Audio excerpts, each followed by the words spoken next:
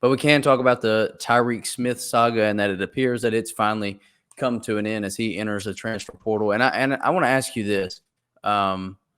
We know what happened a couple weeks ago, and there's been a lot of stuff circulating around Tyreek Smith.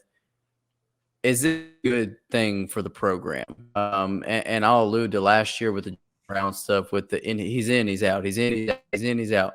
And it just, in my opinion, became a distraction, became a cancer to the team. How do we feel about Tyreek Smith leaving? Is this a positive for the Memphis basketball program overall? No, not at all. I can't really shake it. Now I guess it's good to have like the his mentor Helion Boog-Knight out of here because he was causing a stir on social media, and it became a big problem in that sense. So like, okay, that's positive to not have all the negative voices around it at the moment, but there's still like guys out there on this roster that were friends with Tyreek Smith, that went through camp with Tyreek Smith, that are asking the same questions that he was asking on his way out. Yeah. So I don't think the problems are done. I mean, there's rumors about Dane Danger, and if he's going to be able to suit up the entire year with what has happened with Tyreek Smith, because now he has all the leverage in the world to say, okay, well, what happens now? Like he's gone. You guys need me. Frontcourt is paper damn thin. That's another negative about this. You only have Nick Jourdain, Dane Danger, and Moussa Cisse, and Dane Danger and Moussa Cisse have already been banged up in the preseason. So like, you don't know if they're going to stay healthy the entire year. I can't view this as a positive thing. I don't think there's anything positive about it. And I think there are going to be reverberating effects from it. That's my prediction right now. But it is frustrating that it seems like all of this stems from just a simple misunderstanding. That's all it was. Seems like it stemmed from Tyreek Smith. This is at least what I heard. Tyreek Smith one day was sick, didn't show up to study hall. He got punished for not going to study hall. They started getting into a shouting match. They go back and forth. And then all of a sudden, because of being ran after study hall, Tyreek Smith's wondering where all of his NIL money is. They don't really have answers for him. The contracts, I don't know what they look like. There were rumors that he got $175,000 already, but he was going to make $700,000. And then you're sitting there like 8 points and 5 rebounds get you $700,000. So that crazy. is a hell of a market. That is so crazy. But I think the worst part of this for Penny Hardaway, this is an inflection point year where he needed to avoid distractions. And he has had coaches fired 2 months before the season, a player go through the entire camp and then quit 2 days before the season. You have another player who's sort of thinking about leaning out, but maybe he'll play, maybe he won't. This is just terrible. And it continues this perception on and off the court. I want to make clear about this. On and off the court of a organization, of a program, of a coach in Penny Hardaway who overpromise and underdeliver constantly. From a win standpoint and AAC conference standpoint, they always overpromise and underdeliver. And then off the court, I think with NIL, that's the perception they're getting, for better or for worse. They promise these guys too much. They don't quite follow through on their promises. Guys leave. They have a bad taste in their mouth. So I just think it's all bad in a year that needs to be all good. Yeah, and I mean, the thing about it is you mentioned the coaching stuff, but for the most part, this was about as quiet of an offseason as we've had in the Penny Hardaway era in Memphis.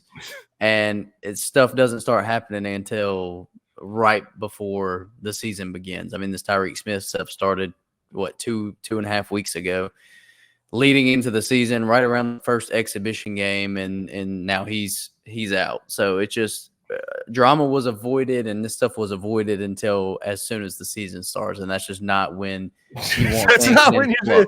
Yeah, I would rather have the drama, in the offseason months ago, right as camp starting. And this is not a good notch in the belt of Penny Hardaway when it comes to what he said this offseason. One of his they asked, what lessons have you learned over 6 years? Oh, well, I've learned to put out fires earlier. It's not a good start after saying that this offseason, but we'll see how it all ages. I will ask you this, and I'm curious your thoughts. Without him in the lineup, like how do they play stylistically? Penny likes to go 9 or 10 guys deep. He's not going to have 9 or 10 guys. Yeah. And your front court's going to be completely gone. But if you're going to go small ball, you'd bring on more shooters, right? More shooting. you don't have shooting. So you're like, well, where do you turn? If you have some bigs that are out for games, if you have a couple of injuries, if they get into foul trouble, how do you manage this? I think they have enough talent to be a consistent, good team in the American Athletic Conference, but it's like the ceiling for this team just seems like substantially lower. I know it's just a role player, it's just a reserve big, and Tyreek Smith, but I can't shake the thought that this is really going to hurt what they can do lineup wise, and that's a problem for a guy in Penny Hardaway who likes to play a lot of guys. Yeah, it's really thin now, like you said. Look at what they have in the front court, and the really only offensive weapon they have in the front court now is Dane Danger, because we know Moose is not really going to give you anything offensively. He's purely, shot blocker, rebounder around the rim. That's where he's going to be. And Nick Jourdain is solid, as we've mentioned 1,000 times, but he's not a great scorer by any means. And Tyreek Smith was, in my opinion, really going to be your supplementary offensive big.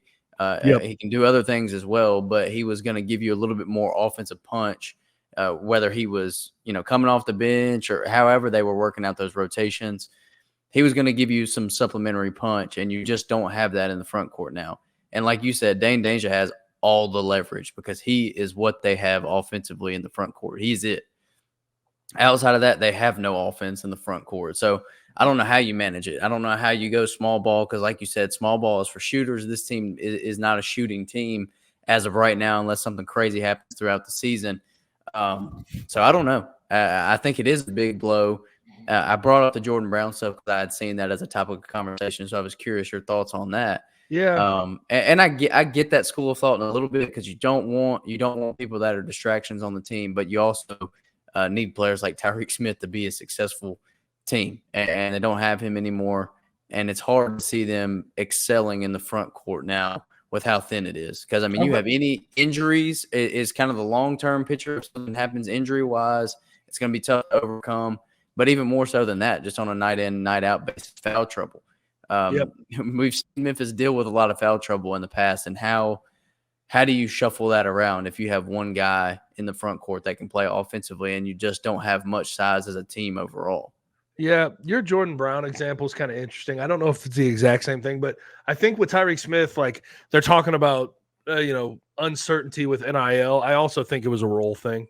I think that's been sort of reported. I don't know if he really liked his role, and that's why Jordan Brown stepped away from the team and came back. But I'm glad we're not doing that. We don't need any in and out. You're either in or you're out.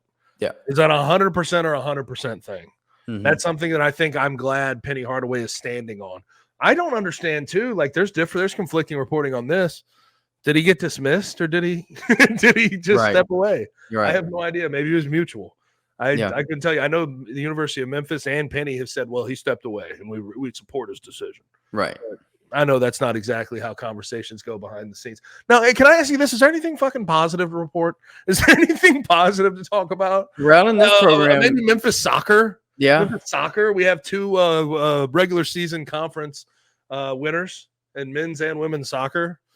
So there's that.